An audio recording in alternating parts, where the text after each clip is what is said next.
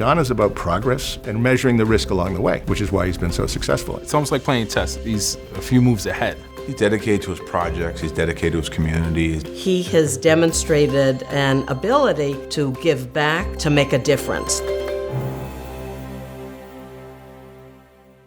I still get out of bed at 5 o'clock in the morning with enthusiasm to be able to change the face of the city, to be able to change buildings, to see your vision for how something can be better. I've been having fun for 45 years. You can see the Davis companies all over Boston. We are building a 1,000-room hotel across from the convention center in the Seaport, 110 units on the waterfront in East Boston, 140 units in the South End, close to 800 units in Allston-Brighton, 2 lab projects in Alewife, as well as many other projects up and down the East Coast, much of which is John's vision. The idea that you can see something, see what it could be, understand the incredible regulation and difficulty in getting something actually permitted and approved, know that you can make the numbers work, have the confidence to make those numbers work. That's the vision. John has an acute ability to look at the landscape on both a macro and a micro level and see opportunity. In fact, I think he sees opportunity when a lot of people see risk. He's not afraid to ask the tough question that everybody's thinking about in the room. John's leadership in Greater Boston has been emphasized by the approach he took to assembling a team for the new Omni Seaport Hotel. We took seriously the mandate to put together a new model for diversity and inclusion.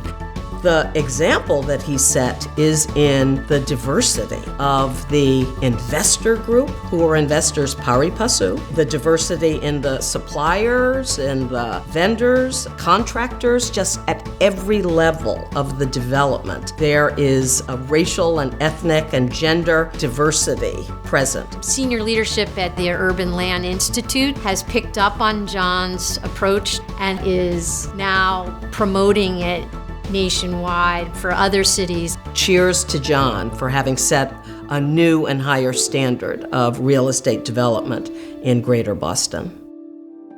John is very dedicated to the Greater Boston community, and that can be exemplified in his work with Brandeis University, the Boys and Girls Club, the CJP, Heading Home, the Trustees for Reservation, and I could go on and on and on. He's been an investor in the community by his philanthropy, by his real estate activities. He's been a job creator. It's different than some other companies that you know of that are just about the project and that's it afterwards. John cares about the impact that it actually has on the community. It's a big difference when somebody comes in to do a deal and make money and leave, and somebody comes in and does a deal and invests in the community and stays. John was not only a board leader and became board chair at Boys and Girls Clubs of Boston, but he was also able to build relationships with individual club members. I met John at the Boys and Girls Club Partners for Youth program. I was his mentee. I actually started to see John as a father figure. Someone I was able to call at any point in time, check in with. He would, actually come take time out of his day to come and check in with me. Around the time I was finishing up high school, I actually also became homeless.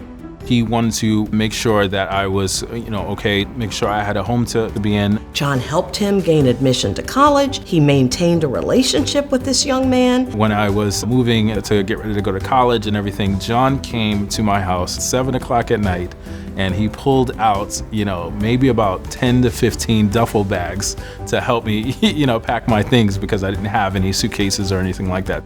That investment that John makes and his family makes and his company makes into whatever it is so important for the future of our city. John is deserving of the Robert S. Swain Award because he cares about the work that he is doing and the impact that he has on every community. I have enormous respect for, frankly, all of the prior recipients, and I feel very, very honored to be part of the group of industry and community leaders who've been honored by REFA in this way. It's organizations like REFA that really show the power of what we can do when we come together.